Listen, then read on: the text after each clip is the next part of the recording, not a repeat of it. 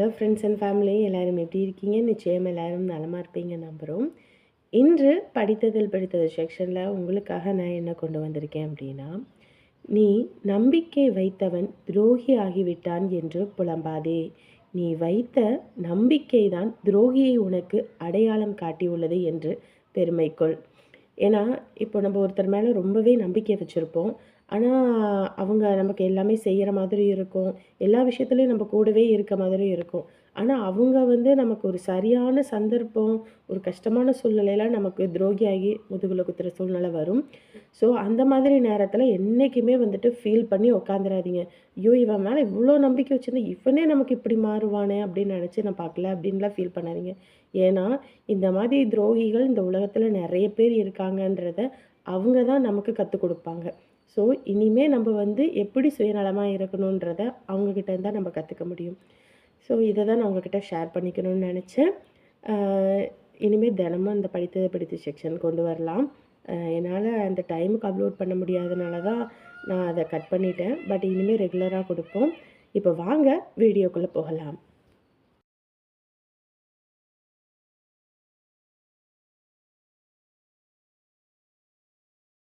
அமுத வேற கையை பார்த்தாங்க, அம்பிட்டுத்த ஒரே அழுகையும் அழுகாட்சியுமா ஆகி போயிடும். நம்ம ஒன்றும் சொல்லாதமே அப்படியே போய் படுத்துற வேண்டிதான். வந்துட்டீங்களா?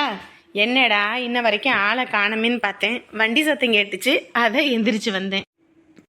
அத்தடி, என்னது இது? ஐயோ, அது ஒன்றும் இல்லை. என்ன அது ஒன்றும் இல்லைன்றீங்க? இம்புட்டு பெரிய காயா இருக்குது, கையுக்கு கட்டெல்லாம் போட்டிருக்குது. ஐயோ, ஒன்றும் இல்லாமதா, எதுக்கு இதுக்கு போய் அழுதுட்டு இருக்கீங்க? ஒன்றும் இல்லைன்னு சொல்லாதீங்க. இம்புட்டு பெரிய காயா இருக்குது. என்னங்க ஆச்சு? எப்படி ஆச்சு?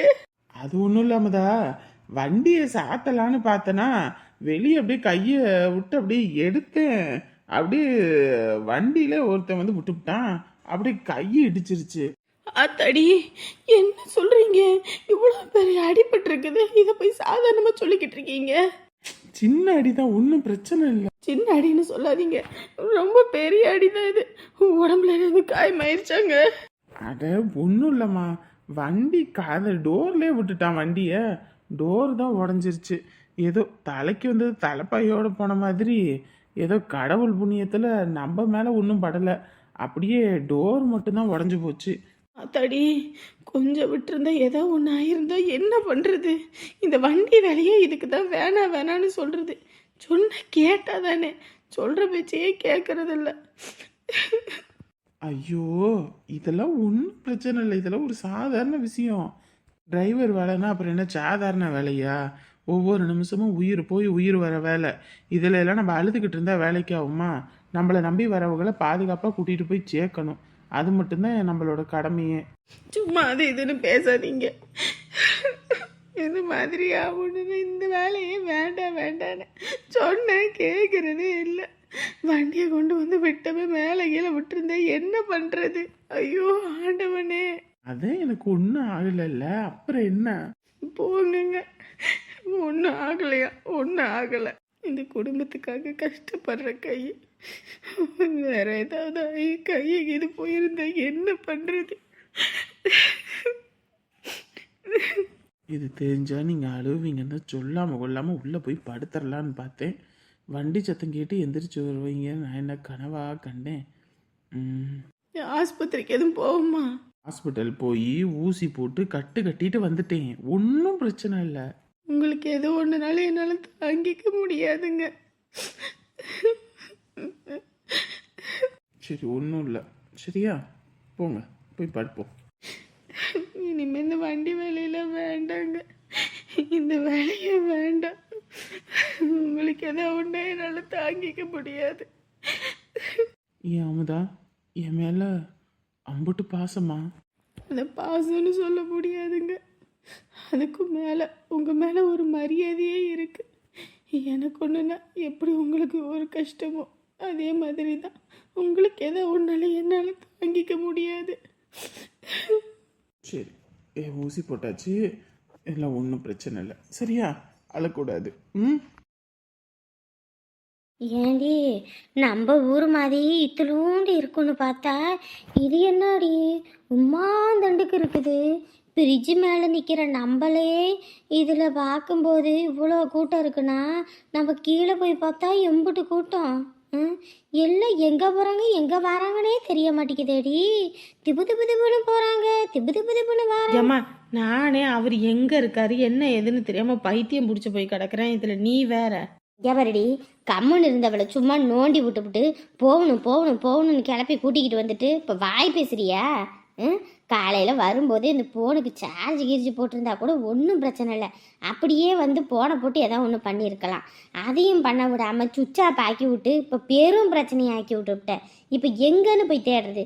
ஏதாவது ஒரு ஃபோன் நம்பர் வச்சுருந்தீங்கன்னா கூட அதை வச்சாவது ஏதாவது ஒன்று போகலாம். அதுக்கும் துப்பு இல்லாத அளவுக்கு ஆக்கி விட்டு இப்போ தான் பேசுகிறா பேச்சு. ஏம்மா நான் சொல்லாமல் கொள்ளாமல் போய் கண்டுபிடிக்கணும்னு நினைக்கிறேன். அதுக்காக தான் சொல்கிறேன். வாயை முடிக்கிட்டு வா. ஏண்டி இது இத்திலூண்டு ஊர்லடி, இம்மாந்தண்டுக்கு பெரிய ஊர். இதில் உன் புருஷன் எந்த மூலையில் இருக்காருன்னு எங்கே போய் கண்டுபிடிக்கிறது? வாரதான் வார. சரி உங்கள் மாமியார் காரிக்கிட்டையாவது அட்ரஸ் ஏதோ ஒன்று கேட்டு வந்து தொலைஞ்சுன்னா கூட போய் இருந்துருக்கலாம். இதில் எங்கன்னு போய் தேடுறது? சி யாருக்கிட்டையும் போய் உதவி கேட்கணுன்ற அவசியம் எனக்கு கிடையாது. ஆமாம், உனக்கெல்லாம் வாயிலன்னு வையி நாய் தூக்கிட்டு போயிடும். வாய்ந்தா எங்கள் அத்தையும் வாழ சொன்னா, வாயிலன்னா வர சொன்னா கதைத்தான்.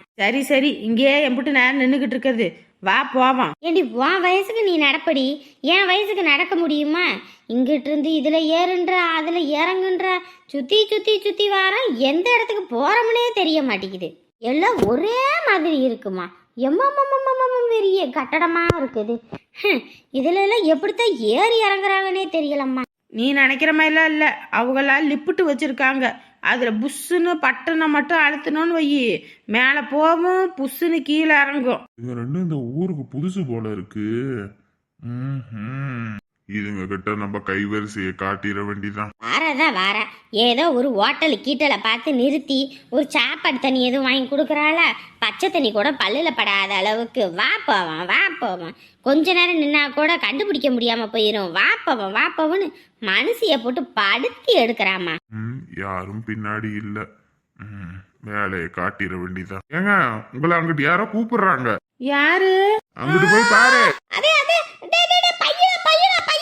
அடே எடுபட்ட பகையில, அந்த பகையில தாண்டா எல்லாமே இருக்கு. ஐயோ திருட்டு பையன் களவாணி பைய தூக்கிட்டு ஓடுறா. வாங்க ஐயோ வாங்களே. ஐயோ களவாணி பையில, அந்த பையில முக்கியமான போனெல்லாம் இருக்குடா. டே ஐயோ காசு பணம் எல்லாத்தையும் உருவிக்கிட்டு ஓடுறானே. ஐயோ யாராவது வாங்க. அடியே என்னடி ஒருத்தரும் திரும்பி கூட பார்க்காம போறாங்க. பையன் களவாண்டுக்கிட்டு போறான்டி, நீ என்னடி படுத்து கிடக்குற? என்னடி? அம்மா நானே என்ன தள்ளி விட்டுட்டு போயிட்டான் இருக்கேன். இதுல நீ வேற. ஆத்தாடி என்னடி இது இப்படி நடக்குது இங்க? அடியே மாப்பிள்ளைக்கு ஒரு போனாவது இருக்கும்போது பண்ணி தொலைஞ்சிருக்கலாமேடி. இப்ப பாருடி, போனும் போச்சு, காசும் போச்சு, இப்ப பையன் போச்சு. இனி மாத்திரத்தை கூட மாத்து துணி இல்லாம என்னடி பண்ண போறோம் இம்புட்டு பெரிய ஊர்ல? ஐயோ அம்மா என்னம்மா பண்றது இப்போ ஒப்பாரி வச்சு என்ன பிரயோஜனம்? அப்பயே உன் மாமியார்காரி வேணாம் போவாதிகடின்னு அடிச்சுக்கிட்டாலே அப்பயே அவ பேச்ச கேட்டுக்கிட்டு இருந்திருக்கலாமே. வீராப்பு பேசிக்கிட்டு வந்து இப்போ பாருடி வழங்காம நிக்கிறோம் நம்ம ரெண்டு பேரும் ஒத்தையில. ஏமா கம்முன்னு இருமா.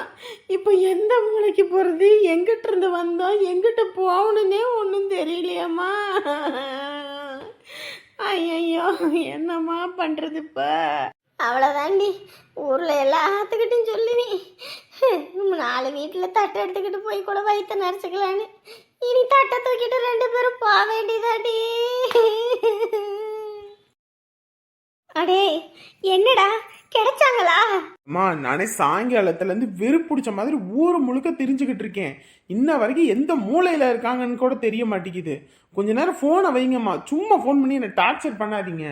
என்னடா நீயே இப்படி சொன்ன? எப்படிரா அவங்க எங்க இருக்காங்க என்ன ஏதுன்னு இப்ப எப்படிரா கண்டுபிடிக்கிறது? நான் என்ன பண்றது, எல்லாம் போய்கிட்டு தானே இருக்கேன், அலைஞ்சு தெரிஞ்சுக்கிட்டு தான் இருக்கேன். என்னன்னு பார்த்துட்டு ஃபோன் பண்றேன். போனை வச்சுட்டு நீங்க போய் படுங்கம்மா.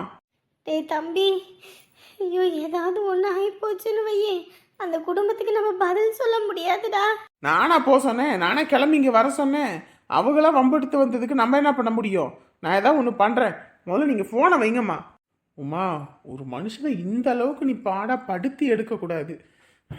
இதுக்கெல்லாம் சேர்த்து நீ ரொம்ப அனுபவிக்க போற பாரு. அந்த அளவுக்கு என்ன உனக்கு நம்பிக்கை இல்லாத தானோ? இதுல நீ எங்க இருக்க, எந்த மூலையில இருக்கன்னு கூட தெரிய மாட்டேங்குது. ரோடா நான் திரியற அளவுக்கு ஆக்கிட்டல்ல. இந்த ஊருக்கு வந்து ஒரு ஏரியாக்குள்ள இருந்தேன் நான். இன்னைக்கு எங்கெங்கெல்லாம் போய் சுத்திக்கிட்டு இருக்கேன் நான். அடிப்பாக்கம், ஆவடி, கோயம்பேடு, கூவம் அப்படின்னு ஒரு இடம் விடாம மொத்த ஊரையும் அலைய வைக்கிறல்ல நீயே. அந்த அளவுக்கு உனக்கு இருக்கு. இரு கையில மட்டும் கெட, அப்புறம் இருக்கு உங்க அம்மாவுக்கும் உனக்கும். போனா போது பாவன்னு எல்லாத்தையும் விட்டு போனேன். இனிமே பாரு, ஒரே தான் விட்டுட்டு போறேன்.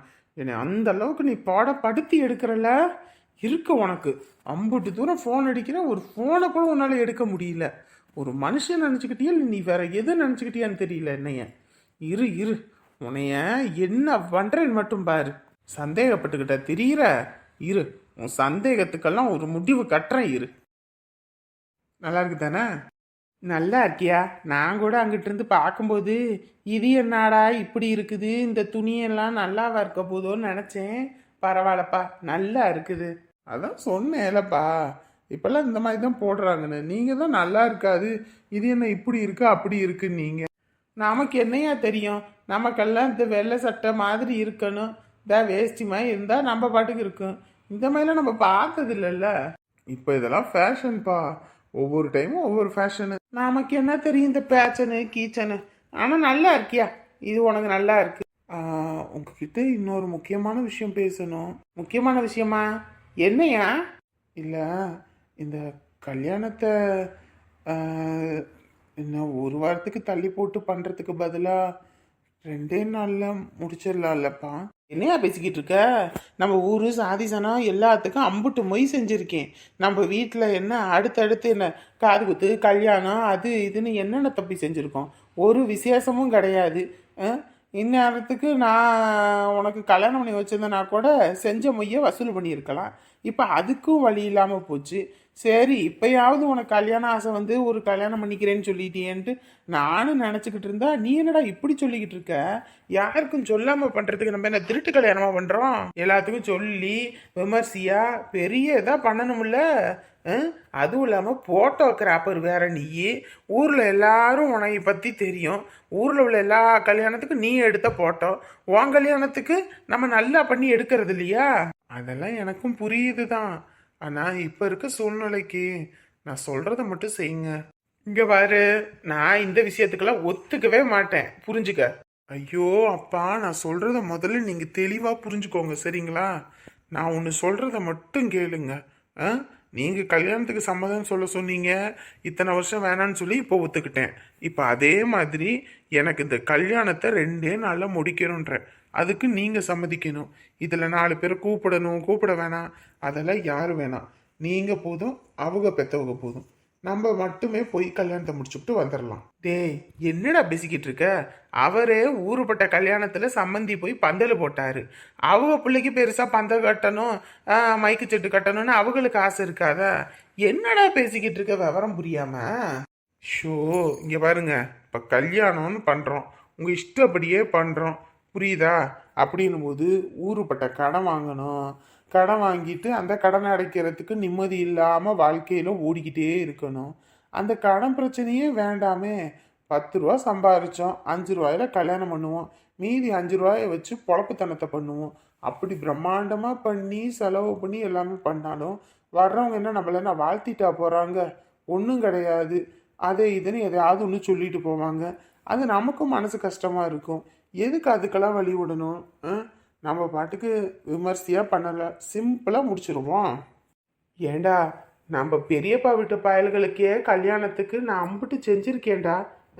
கல்யாணத்துக்கு அவங்களுக்கு காசு இல்லாத போது கூட நல்லா மண்டபத்தில் வச்சு பண்ணுங்க, என்ன வீட்டில் வச்சு பண்ணிக்கிட்டு இருக்கீங்கன்னு சொல்லி லட்ச பணம் கொடுத்து எல்லாம் பண்ணினேன். அப்படி இருக்கும்போது என் வீட்டில் ஒரு விசேஷத்துக்கு நான் போய் எப்படா சிம்பிளாக பண்ண முடியும்? இங்கே பாருங்க, சிம்பிளாக பண்ணுற மாதிரி தான் நான் பண்ணிக்கிறேன், இல்லையா? எனக்கு இந்த கல்யாணம் வேண்டாம். ஏண்டா, வாய் வார்த்தை கூட அந்த மாதிரி சொல்லாதடா. இந்த கல்யாணம் என்னோட கனவுடா, அவளுடைய கனவு. கனவை தான் இருந்து நடத்தி வைக்க முடியல. இடத்துலேருந்து நான் எல்லாம் நடத்தி வைக்கணும்னு நினைக்கிறேன். நீ இப்படி போய் சொன்னா நீங்கள் புரிஞ்சுக்க மாட்டேங்கிறீங்க, அப்புறம் நான் என்ன பண்ணட்டும்? சரியா? சரி, உன்னை நான் கஷ்டப்படுத்தலை. உன் விருப்பப்படியே நடக்கட்டும். அவங்க வீட்டில் நான் பேசிடுறேன். என்னதான் நம்ப பிடிச்சோன்னாலும் அவங்க என்ன நினைப்பாங்கன்னு தெரியல. சரி, விடியட்டும். அதுக்கு ஏத்தாப்புல நான் அவங்க வீட்டில் போய் பேசுகிறேன். சரிப்பா. இத்தனை வருஷம் என் வாசு இப்படி இருக்கணும்னு தான் நான் ஆசைப்பட்டேன். அதே போல என்ன சாமி புண்ணியமோ இன்னைக்கு அவன் மனசு மாறி எனக்கானவனா மாறி இருக்கான். அதை நினைக்கும் போது எனக்கு அம்புட்டு சந்தோஷமா இருக்கு. இதைத்தான் ஒவ்வொருத்தரும் எதிர்பார்க்குறாங்க நம்ம வீட்டில். இவன் மட்டும் இப்படி பொறுப்பாக இருக்கிறதா அந்த மனுஷன் மட்டும் இருந்து பார்த்துருந்தா எம்புட்டு நல்லா இருந்திருக்கும். சே, அந்த மனுஷனுக்கு அந்த குடுப்பனை இல்லாமல் போச்சு. அடியே காவியா, அனுப்புன போட்டோவை பார்த்து கத்தி கலங்கி போயிருப்ப. இனி தினந்தோறும் பாரு உன்னை என்ன பண்ண போறேன்னு. ஒரு வாரத்துல கல்யாணமா பாரு, ஒரே நாள்ல கல்யாணத்தை நிறுத்துறேன். ஐயோ ஐயோ. கலக்கு கலக்கு. டே வாசு, நீ கலக்குடா. ஐயா, நாளை காலையிலக்கு என்ன சமைக்கிறது? தலவாழை இலை போட்டு அறுசுவை விருந்து ஆக்கி வைமா. கொலவசியா இருக்கு, சாப்பிடணும். அம்பிட்டு தானேயா, அதே போல செஞ்சிடுறேன். நீ நல்ல வயிறார சாப்பிட்டாலே எனக்கு அதுவே போதுமே. ஊர்ல எல்லாரும் பாரு, இல்லாதப்பட்டவங்க வீட்டுல கூட எல்லா பயல்களும் எப்படி இருக்காங்கன்னு. உனக்கு எல்லாம் இருந்தும் பாரு, ஒழுங்கா இருக்கியா நீயே? நல்லா நீட்டா இரியா, முடியலாம் வெட்டி நல்லா நீட்டா இரு. இருக்கே இருக்கே. நான் நினைச்சது மட்டும் நடக்கட்டும், அதுக்கப்புறம் எப்படி இருக்கேன்னு பாரு. என்னையா சொல்ற? அது ஒன்றும் இல்லை, நான் நினைச்சபடி அப்ளை பண்ண வேலை மட்டும் கிடைச்சிருச்சுன்னா அதுக்கப்புறம் நீ சொன்னபடியே இருக்கேன்னு சொன்னேன். எப்படியோ ஒன்னியா, நீ திருந்தினியே அதுவே போதும். வேலை வெட்டின்றது வேணியா? நாளை பின்ன ஒரு கல்யாண காட்சியே பண்றோன்னா உத்தியோகம் இருக்கணும். உத்தியோகம் தான் புருஷ லட்சணம். உங்க அப்பாரெல்லாம் இருக்கிற வரைக்கும் நமக்கு எந்த கஷ்டத்தையும் கொடுத்ததில்லை. வேலை வேலை வேலைன்னு வேலையே தான் பார்த்துக்கிட்டு இருப்பாரு. அந்த மனுஷன் இல்லைன்னொன்னே நம்ம குடும்பமே என்ன நிலைமைக்கு ஆயிடுச்சு பத்தியா? சொந்த ஊரை விட்டெல்லாம் வர வேண்டிய நிலைமையாகி போச்சு. ஏதோ எந்த சாமி புண்ணியமோ நம்மளை இங்கே வந்து சேர்த்ததுக்கு அப்புறம் தான் நீ திருந்தணும்னு இருக்கு. எப்படியோ ஐயா, இங்கிட்டே ஒரு வேலை வெட்டிய பாரு, அதுக்கப்புறம் இங்கிட்டே ஒரு கல்யாண காட்சியை பண்ணிட்டு நீ வாழ்க்கையை நல்லபடியா இருக்கலாம் ஐயா. கல்யாணம் தானே, பண்ணிட்டா போச்சு.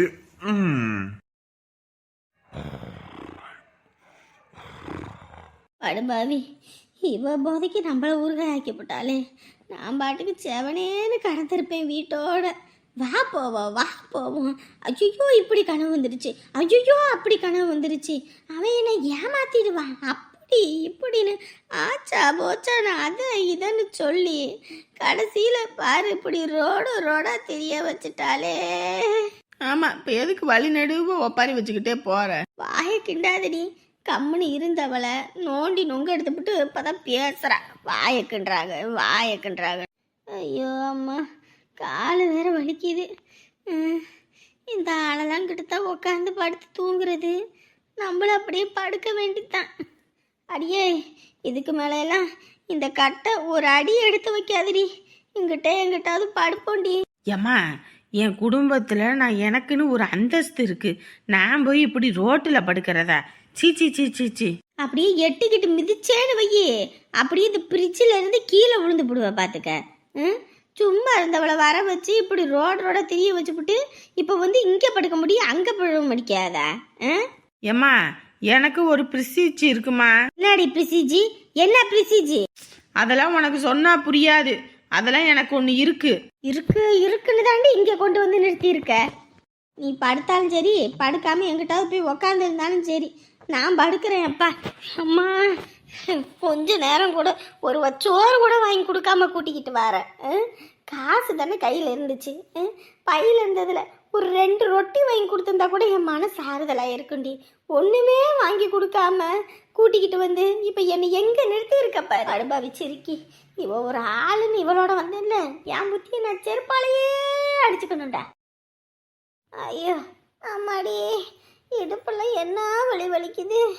ஐயா ஐயோ அப்பா, உக்காந்தோனையும் கண்ணை கட்டுதே. ஐயய்யா, இந்த அம்மா என்ன போய் உக்காந்தோன்னே படுத்துருச்சு. இப்போ என்ன பண்ணுறது? ஐயோ, இந்த ஆள் வேற எங்கே இருக்கான் என்ன ஏதுன்னு வேற தெரியல.